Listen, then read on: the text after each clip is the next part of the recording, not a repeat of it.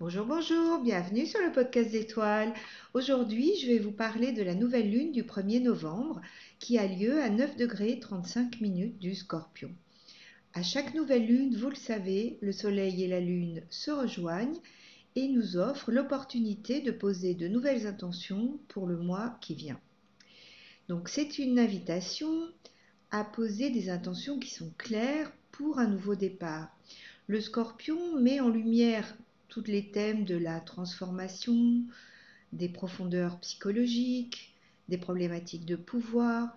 C'est aussi un signe de mystère, de régénération aussi. C'est un signe en tout cas qui est intense, qui parle donc de transformation, et on est invité à plonger profondément dans notre psyché pour découvrir ce qui doit être renouvelé ou éliminé. On est appelé à plonger dans nos ombres, à embrasser nos émotions les plus enfouies, les plus secrètes, à affronter ce qui nous fait peur pour finalement en ressortir plus fort. Ça est peut-être aussi plus authentique avec nous-mêmes. Donc c'est un moment parfait pour poser des intentions qui sont liées à la guérison, à l'exploration de notre inconscient et à tout ce qui parle de régénération intérieure, voilà, régénération intérieure. Le Scorpion, il est associé à la mort, à la renaissance, et donc cette conjonction nous invite à abandonner les vieux schémas, à accueillir le renouveau, même si cela peut parfois sembler difficile.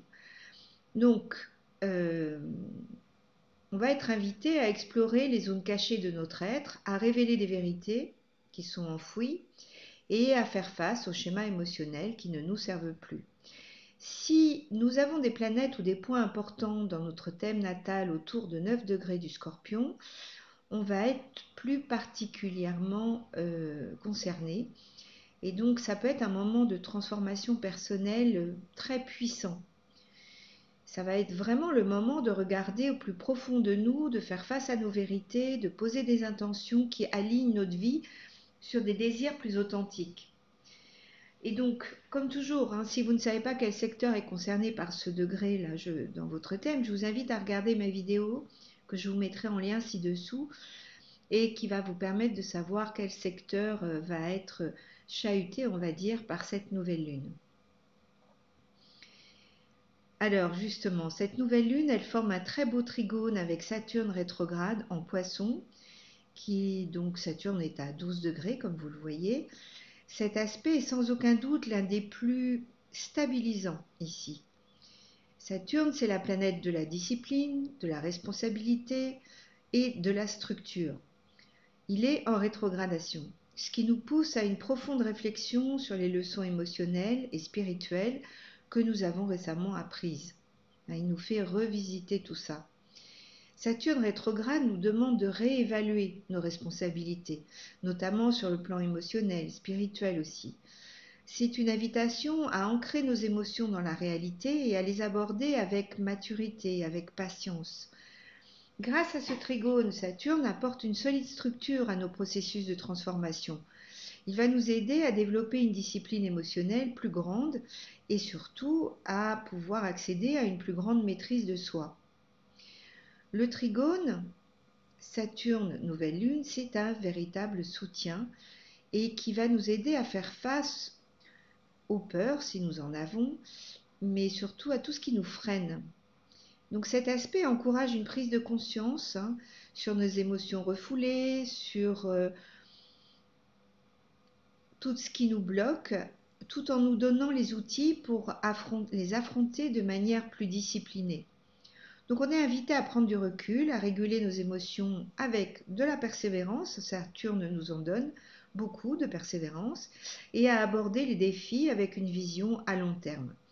C'est un moment qui va nous permettre de mieux comprendre nos limites, nos responsabilités aussi, mais aussi de découvrir comment nos intuitions peuvent se manifester concrètement dans nos vies.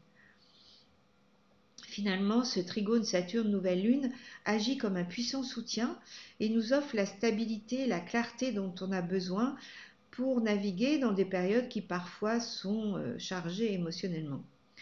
Donc il nous aide à poser des intentions réalistes, durables, tout en nous apportant la sagesse intérieure nécessaire pour faire des choix responsables et alignés dans notre futur.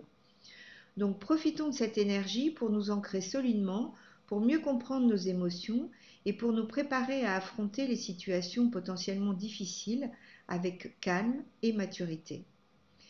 Profitons de cette stabilité offerte par Saturne pour poser des intentions donc réalistes, durables, comme je le disais. C'est important. C'est un très beau cadeau que nous fait Saturne là. Mais bon, le point central de cette nouvelle lune, c'est quand même l'opposition entre Mars en Cancer et Pluton en Capricorne. Ils sont tous les deux à 29 degrés.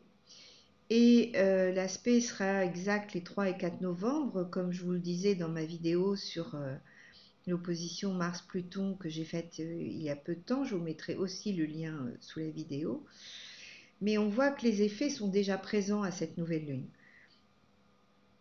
Cette opposition, elle amène vraiment fortement les énergies cachées à remonter à la surface. Donc elle insiste sur cet aspect de cette nouvelle lune.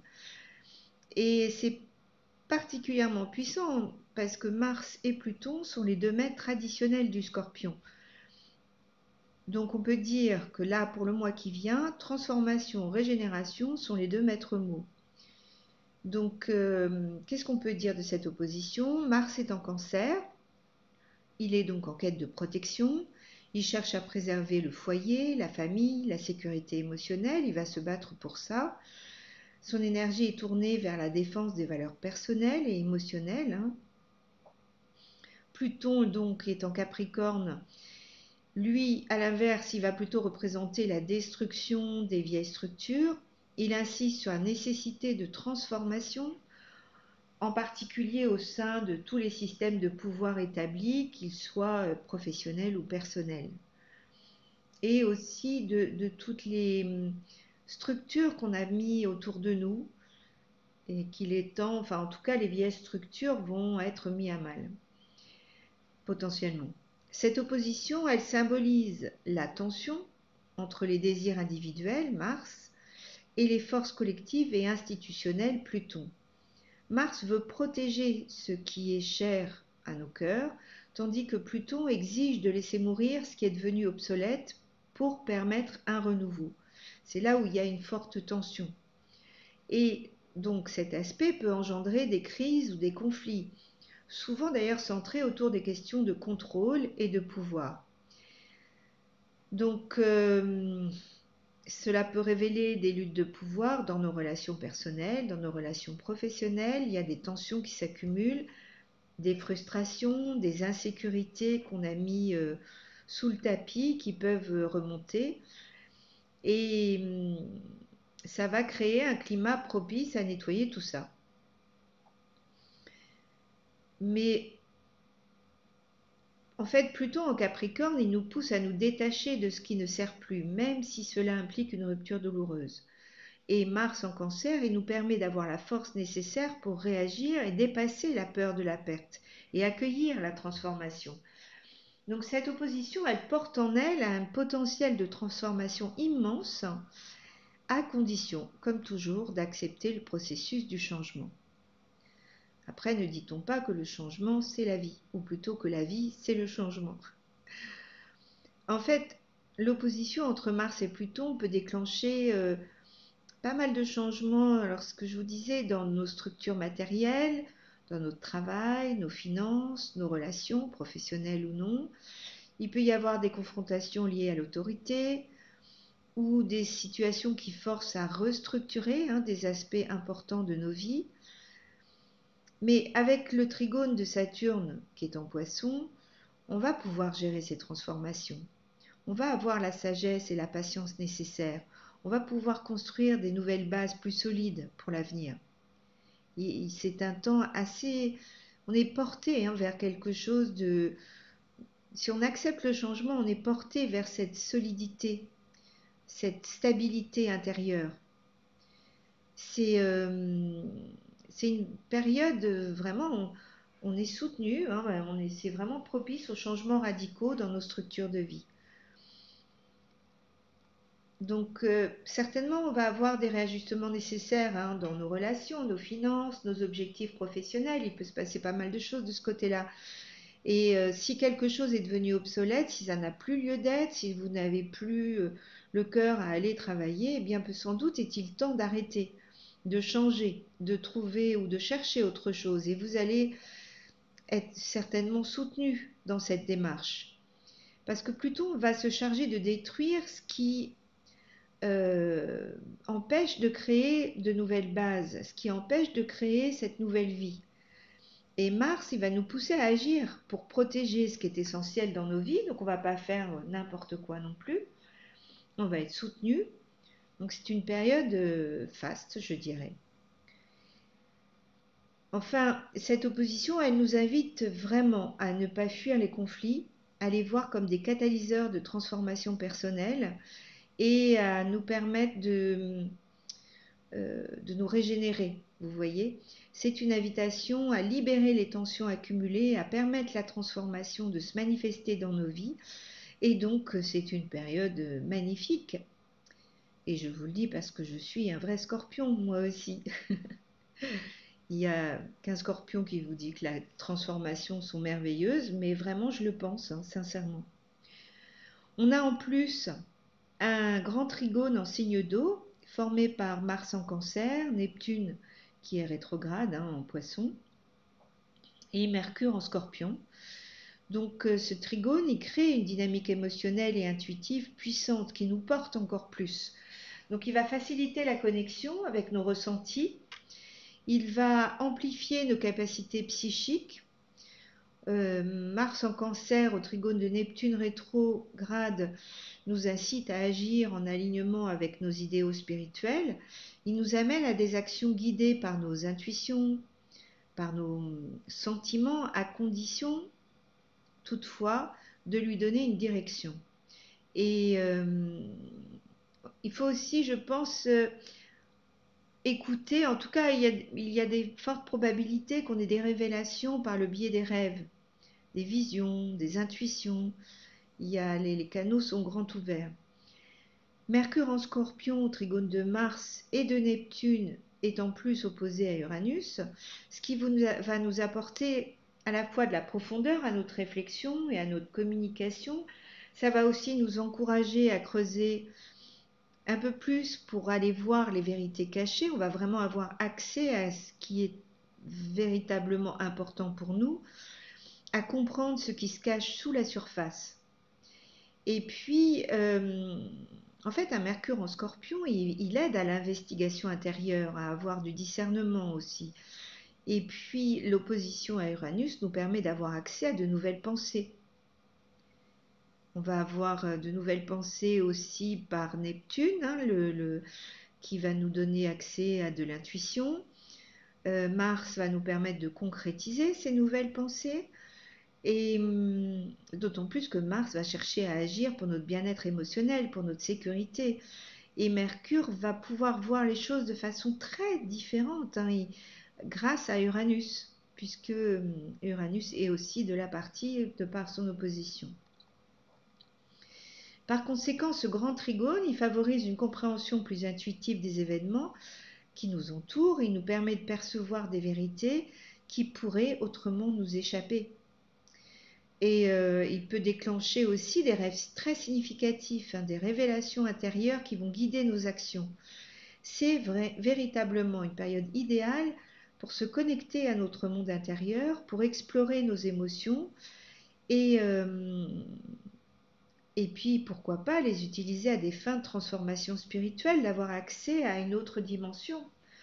C'est un moment très très porteur pour méditer, pour tenir un journal de vos ressentis, ou pour vous engager dans des pratiques spirituelles régulières. Cela permet vraiment de capter des intuitions profondes et, euh, et d'avoir une forme de clarté, de lucidité sur nos émotions et la manière dont elles nous guident dans nos décisions. Et si on les laisse maître d'œuvre ou pas, à nous de choisir. En fait, ce grand trigone, il favorise une connexion avec notre vérité émotionnelle et intuitive. Et puis on a aussi un trigone entre Pluton et Uranus. Alors ça va durer quelque temps, hein, ça va durer jusqu'en 2026-2028.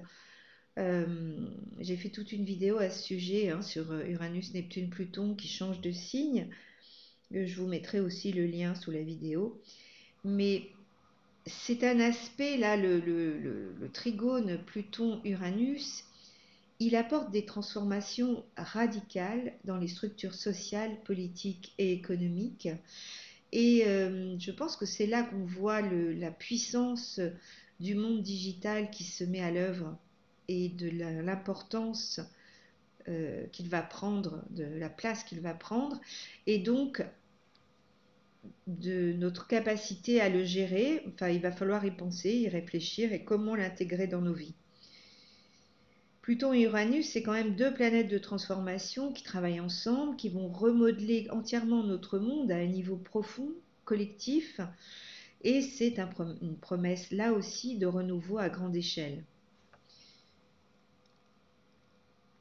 Donc en conclusion, je dirais que cette nouvelle lune en Scorpion, elle nous offre de très très belles opportunités.